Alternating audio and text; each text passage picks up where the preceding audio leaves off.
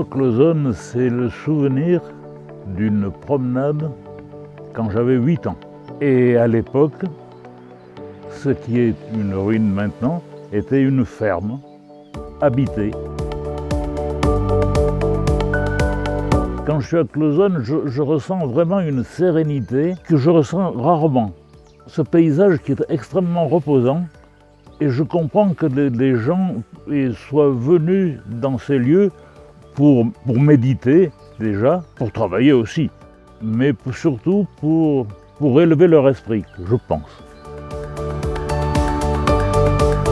Les moines vivaient de l'élevage, des moutons, puisque les autres animaux ne pouvaient pas vivre, il n'y a pas assez d'eau, et également de l'exploitation de la forêt qui, sur les pentes d'eau jour, sont très importantes. Il reste encore des vestiges de ces forêts de hêtres qui sont magnifiques.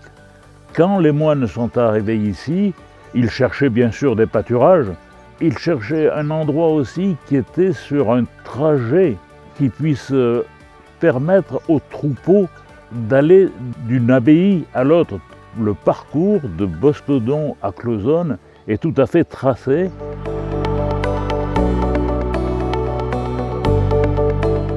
L'abbaye a disparu et même dans le village on n'en parlait plus. À la suite des découvertes faites par les militaires sur le lieu, une association est créée, formée par les gens du village. Une des premières choses qui a été faite, c'est le classement ou l'inventaire supplémentaire des monuments historiques.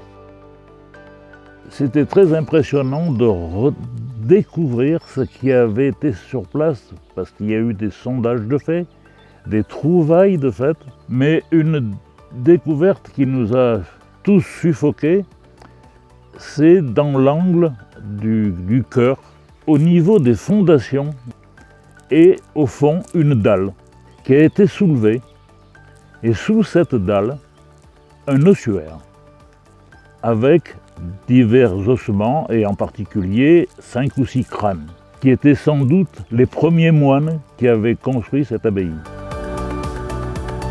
Quand on a voulu reconstruire l'armarium, il a fallu trouver des pierres, et on en a trouvé une particulière, qui est là, qui était dans l'état de gravat. Cette pierre avait été taillée au XIIe siècle et a été remise en place par les ouvriers du XXe siècle.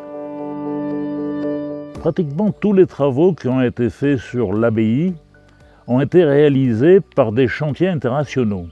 C'est des jeunes qui venaient passer 3 semaines pour faire des chantiers. Mais tous ces jeunes ici revivaient aussi. On aurait dit qu'ils sentaient cette ambiance, et c'est eux qui ont fait la plus grosse partie du travail qui a été réalisé ici. Et une anecdote, un des jeunes qui faisait ces ferraillages, lui, il avait pris ce chantier de jeunes parce qu'il avait vu que c'était une abbaye. Il me dit, je pensais que j'allais méditer. Mais il ne pensait pas qu'il allait attacher des ferraillages de béton.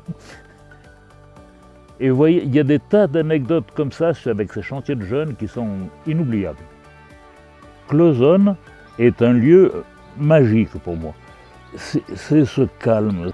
On a envie de se reposer à Clauzonne. Et on a envie surtout de méditer, de rêver, c'est pas forcément religieux, ça prend au trip, quoi, disons, c'est un endroit rêvé, quoi, pour moi.